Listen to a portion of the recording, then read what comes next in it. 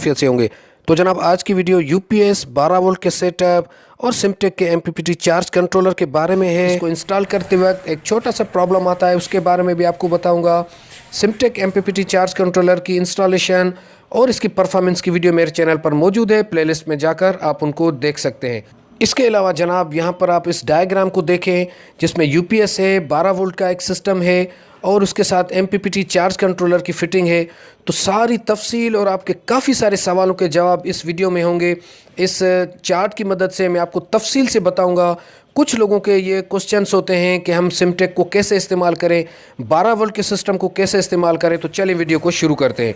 तो जनाब सबसे पहले इंस्टॉलेशन के बारे में आपको बता दूं कि जब आप अपने एमपीपीटी चार्ज कंट्रोलर जो कि सिमटेक का है, ख़ास तौर पर सिमटेक की मैं बात कर रहा हूँ, इसको जैसे आप इंस्टॉल करेंगे तो यहाँ पर आपको एक ये बीप सुनाई दे रही है, जो कि ये बीप देगी कि सोलर अभी इसके साथ कनेक्ट नहीं है।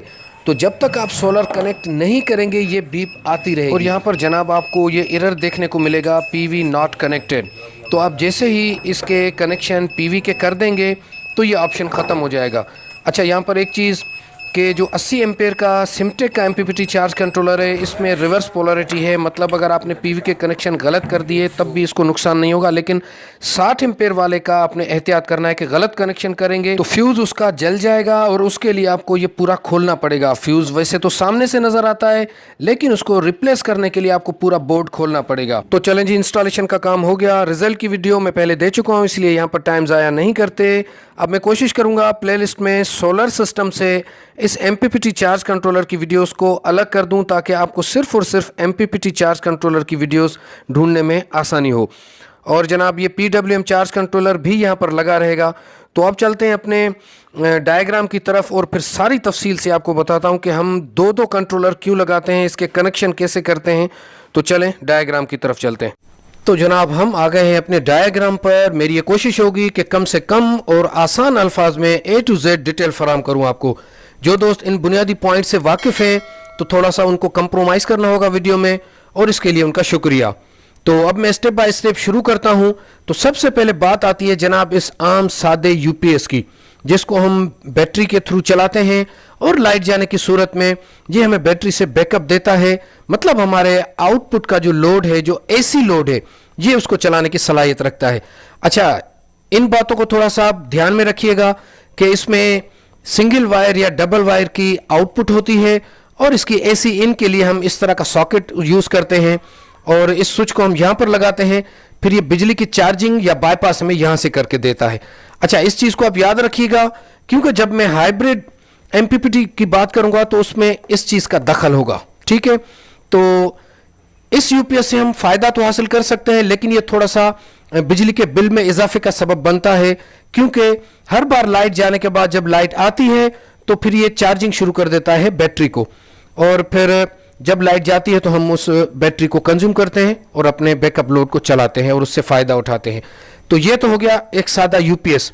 ये सादी यूपीएस की बात मैंने की है, इसमें हम सोलर प्लेट्स नहीं लगा सकते हैं। ठीक है, ये याद रखिएगा, लेकिन आगे चल के हम इसको अपग्रेड करेंगे।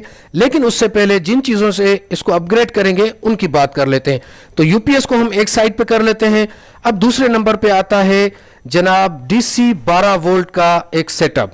ठीक है, इसके लिए हम क्या करते हैं, हम सोलर प्लेट्स लगाते हैं 1, 2, 3 या 4, और फिर उसके साथ हम पीडब्ल्यूएम चार्ज कंट्रोलर लगाते हैं और उस पीडब्ल्यूएम चार्ज कंट्रोलर के साथ हम बैटरी को कनेक्ट कर देते हैं। पीडब्ल्यूएम चार्ज कंट्रोलर में 6 पॉइंट्स होती हैं, यहां पर आप नोट करें। ये सारी तफसील मैं स्टेप बाय स्टेप बताता जा रहा हूं, और आप अगर नोट करना चाहें, लिखना चाहें तो लिख लें। तो पीडब्ल्यूएम चार्ज कंट्रोलर पर 6 पॉइंट्स होते हैं जनाब। सबसे पहला पीवी के कनेक्शन, मतलब सोलर प्लेट से जो आपके कनेक्शन लगेंगे पीवी के, वो लगेंगे प्लस और माइनस। अच्छा, ये कनेक्शन देखिएगा कि पीडब्ल्यूएम और एमपीपीटी में थोड़ा सा फर्क होता है। तो सबसे पहले लगेंगे प्लस और माइनस पीवी के, उसके बाद प्लस माइनस बैटरी के, उसके बाद आउटपुट लोड जो हम चलाते हैं उसके प्लस और माइनस लगेंगे। यहां पर एक और सवाल पैदा होता है, कुछ लोग इस पीडब्ल्यूएम चार्ज कंट्रोलर से लोड नहीं उठाते, वो डायरेक्ट बैटरी से लोड उठाते हैं। उसका नुकसान ये होता है कि जब आपकी बैटरी 10.5 वोल्ट पर पहुंचेगी तो पीडब्ल्यूएम से अगर आपने लोड उठाया होगा तो ये पीडब्ल्यूएम चार्ज कंट्रोलर आपके लोड को कट ऑफ कर देगा और आपकी बैटरी 10.5 वोल्ट पर रुक जाएगी, ये डीप डिस्चार्ज में नहीं जाएगी। लेकिन अगर आप डायरेक्ट बैटरी से उठाएंगे तो 10.5 वोल्ट के बाद भी बैटरी का लोड चलता रहेगा, उससे आपको थोड़ा सा बैकअप तो ज्यादा मिलेगा, लेकिन आपकी बैटरी जल्दी खराब होने का उसमें चांस है। तो 20% ऐसे भी लोग हैं जो डायरेक्ट बैटरी से करंट उठाते हैं लेकिन उनकी बैटरी खराब नहीं होती। उसकी वजह सिर्फ ये है, वो 15-20% लोग होते हैं जो एसी-डीसी तौर पर उन पंखों को यूज करते हैं। मतलब यह है कि उनकी बैटरी इतनी डीप डिस्चार्ज में जाती ही नहीं है। लेकिन 80% लोग अगर डायरेक्ट लोड चलाते हैं बैटरी से तो वो बैटरी को खराब कर देते हैं। अच्छा, इसके बाद जनाब कि अगर आपके पास पहले से यूपीएस लगा हुआ है और आपने 2-4 प्लेट्स लगाकर पीडब्ल्यूएम चार्ज कंट्रोलर लगा के बैटरी के साथ अटैच कर दिया और ये यूपीएस भी लगा हुआ है, तो क्या ये चल सकता है? तो जी हाँ जनाब, ये यूपीएस एज इट इज इसी तरह लगा होगा। पीडब्ल्यूएम चार्ज कंट्रोलर की लाइन भी आपने बैटरी के साथ कनेक्ट करनी है और यूपीएस की लाइन भी बैटरी के साथ कनेक्ट करनी है। तो इसका फायदा यह होगा कि दिन के टाइम पर जब 4 प्लेट्स आपको कुछ एम्पेयर दे रही होंगी, 15-20 या जितने भी एम्पेयर आ रहे होंगे, तो वो बैटरी में जाएंगे और यूपीएस यहां से उनको कंज्यूम करेगा। इसका फायदा यह होगा कि आप अगर सुबह के टाइम पे इस अपने एसी इन लाइन को बंद कर देंगे तो लाइट हो या ना हो, इससे कोई फर्क नहीं पड़ेगा। जो पीडब्ल्यूएम चार्ज कंट्रोलर से बैटरी में एम्पेयर्स जाएंगे, ये यूपीएस उनको कंज्यूम करके आपके एसी लोड को चलाता रहेगा। और अगर डीसी लोड की भी लाइन लगी हुई है तो आप इससे इस एक बैटरी से डबल फायदा उठा सकते हैं। और इसके अलावा जब बारिश के दिनों में या बैटरी वीक हो गई है और सोलर मौजूद नहीं है तो इस यूपीएस से आप इस बैटरी को चार्ज भी कर सकते हैं। तो अब बात करते हैं जनाब पीडब्ल्यूएम चार्ज कंट्रोलर और एमपीपीटी चार्ज कंट्रोलर की।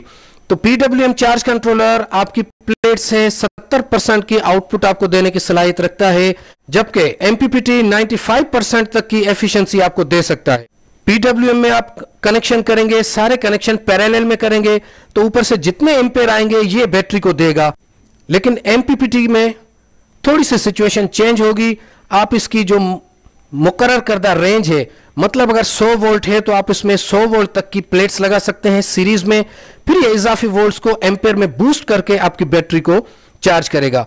तो इस वक्त जो एमपीपीटी चार्ज कंट्रोलर है ये जनाब सिमटेक का है और इसके कनेक्शन में आपको बता देता हूं कि इसमें सबसे पहले कनेक्शन आएगा माइनस का, फिर प्लस का। ये पीवी के कनेक्शन है, सबसे पहले माइनस, फिर प्लस, फिर बैटरी का प्लस, फिर माइनस। देखें अब यहां पर पीडब्ल्यूएम चार्ज कंट्रोलर के कनेक्शन और एमपीपीटी के कनेक्शन थोड़े से मुख्तलिफ हैं, ये आपने देखकर करने हैं, ठीक है जनाब।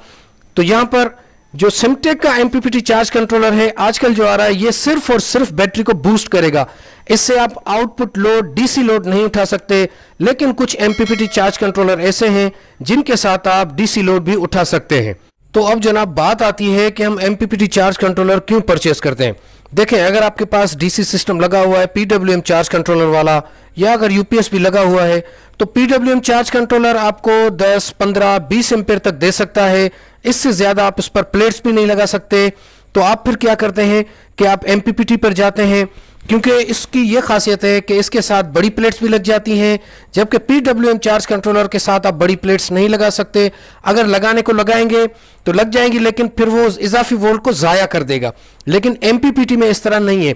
अगर एमपीपीटी चार्ज कंट्रोलर के साथ आपने एक प्लेट भी लगा दी 500, 550 वाट की, तो वो आपको तकरीबन 35 से 40 एम्पेयर बूस्ट करके आपकी बैटरी को देगी।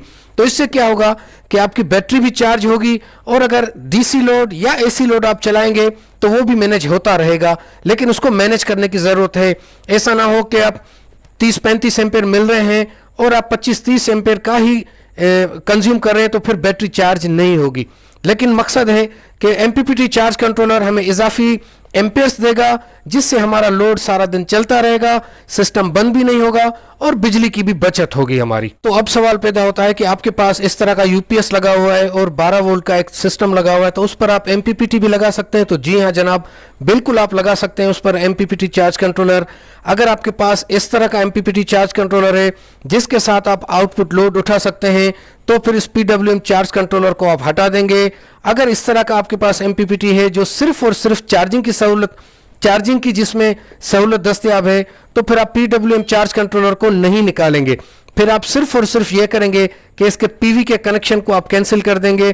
पीवी के कनेक्शन आप MPPT चार्ज कंट्रोलर में करेंगे और बैटरी के कनेक्शन आप बैटरी के साथ कर देंगे। 12 वोल्ट का लोड आप PWM से उठाएंगे क्योंकि इस पे PV लगी हुई नहीं होगी, तो सिर्फ लोड उठाने के लिए, ताकि आपकी बैटरी को ये सेव कर सके। और अगर UPS भी लगा हुआ है तो वो भी आप इसके साथ लगा सकते हैं। ये तीनों चीज़ें कंबाइन हो सकती हैं, इसमें कोई फर्क नहीं पड़ेगा कि यहाँ से चार्जिंग हो रही है या इससे तो चार्जिंग नहीं होगी क्योंकि इसकी PV कनेक्शन ख़त्म हो जाएंगे। तो अगर MPPT के भी आपके बैटरी के साथ कनेक्शन होगा तो इसमें किसी भी किस्म का कोई नुकसान नहीं होगा। इन तीनों को आप एट ए टाइम लगा सकते हैं, बल्कि इनकी रिजल्ट बहुत ही अच्छी रहती है। अब एक और